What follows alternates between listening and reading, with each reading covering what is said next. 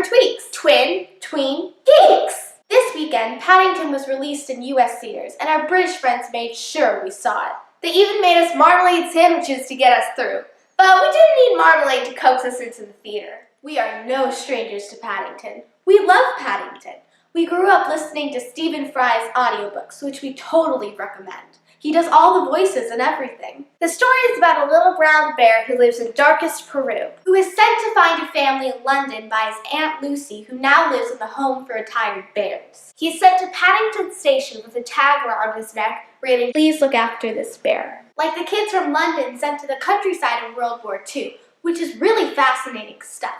You've probably heard a little bit about it from The Lion, the Witch, and the Wardrobe. The original book was published in the 1950s, so this was all recent history for the Brits. But now in this modern day version, it's almost a story about immigration. You know, for those people who need more to a children's story than an adorable marmalade-loving bear in a blue duffel coat and red floppy hat. You know how all kids' movies always start out with something sad? Well, where are your parents?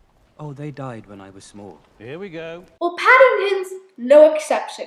What's great is that we get a backstory of how he came to love marmalade and how he speaks English. But then there's this big earthquake that destroys the rainforest, and some little kids may be disturbed. But it's handled really well. Just when you think all is fab when he's taken in by the Brown family after he makes it to London, Nicole Kidman plays Millicent Clyde, a villainous taxidermist who wants to stuff Paddington like Paddington needs that extra stress. He's in a bit of a tough spot adjusting to life in the city, let alone being accepted in the Brown family, with Mr. Brown always frowning and calculating the percentage of risk with a bear in the house. But Mrs. Brown is accepting at the get-go. Why don't we find you some help?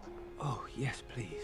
And Judy and Jonathan take a shine to Paddington rather quickly, because who wouldn't? Also, guess who's in it? Peter Capaldi! That's right, the doctor. He plays Mr. Curry, the Browns' grouchy neighbor. It was perfect casting based off of the books. My favorite part of the movie was when Paddington was sent to the washroom to tidy up.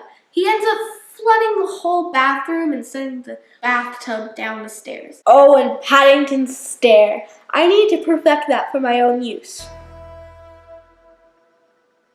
My favorite character was Judy, played by Madeline Harris, because everything is embarrassing. Mrs. Bird was also another funny character too. One could argue that she was the true hero of the movie. The director, Paul King, decided that he wanted to take inspiration from the whole series, not just adapt one book. But for character accuracy, it was awesome. It was a good movie in general, and even if I hadn't read the books, I would have liked it. Paddington is a fun kids movie, but adults will like it too. So that's all for now. Follow the Tweeks on Instagram and Twitter. Subscribe on YouTube and check back every Thursday on ComicMix.com for new episodes. Bye!